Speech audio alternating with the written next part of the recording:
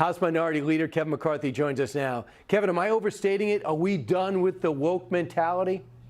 I think the country is done, but your viewers can rest assured, now that we have a Republican majority in the House going into January 3rd, we can take it even further. Like just this week, what another success that we had, to end the vaccine mandate in our military. Yeah. You know, the Army is 15,000 short. The Marines even had to lower their recruitment because they can't get there. They kicked 8,000 men and women out. And you watch what is going on. We've got a battle still in front of us, and that's why we have to unite together. But I feel the trend is turning. So the other big story this week, Victor Boot is now a free man at 55 years old to go back and become the #1 weapons trafficker in the world, the most dangerous man in the world at one point. And we got Brittany Griner back. Everyone's happy to have the best basketball player in the world back. But at what cost? Look at the guy that we gave back to Vladimir Putin. Well, think about this. If you can, Kevin, let's just watch this 60 Minutes cut. Victor Boot, in my eyes, is one of the most dangerous men on the face of the earth. He's a shadow facilitator. He's arming not only designated terrorist groups, insurgent groups, but he's also arming very powerful drug trafficking cartels around the globe. President Trump walked away from this deal for Paul Whelan. President Biden did this deal for Brittany Griner. Your thought?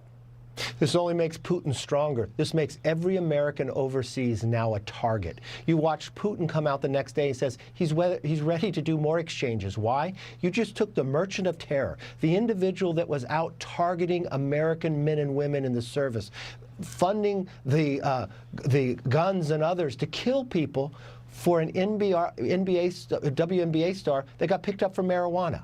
It is not equal. It harms us. It weakens us. It's exactly what Secretary of Defense Gates has said about President Biden. Every foreign policy decision he's made for the last 40 years has been wrong. This only harms Americans. It harms our country. It empowers Putin in a time that he's in war in Ukraine. Where do you think the merchant of terror is going to go next? Do you think he's going to be able to bring new weapons to Ukraine to kill more people? That's exactly what he's doing. And you know what? Even Biden's own Department of Defense worries about that. They should. A lot of people worry whether you're going to become speaker or not. You have a lot of people in your corner, including Mike Gallagher. Here's what he said earlier about you.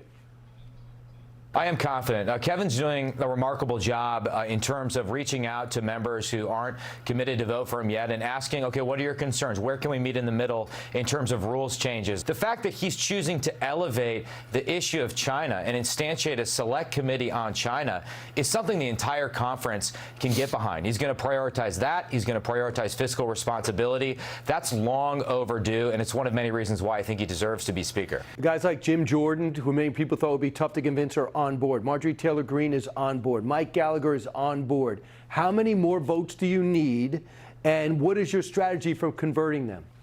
Well, I'm just sitting talking to everybody. This happens in every speaker race. The difference here is, if you think about this, Brian, I've been leader for 4 years. So in those 2 election cycles, we have only 1 seat. Our goal was to stop the Biden agenda, to win the majority, and fire Nancy Pelosi. We achieved all of those. At the same time, if you watch other Republicans, in the Senate they lost, the governors lost. We've been able to win. We are the only line of defense. And what we need to do is find a way that we come together. We had our primary after the election. I won 85% of the vote. I believe at the end of the day, we'll all find a place to get together, because this is what happens if we don't.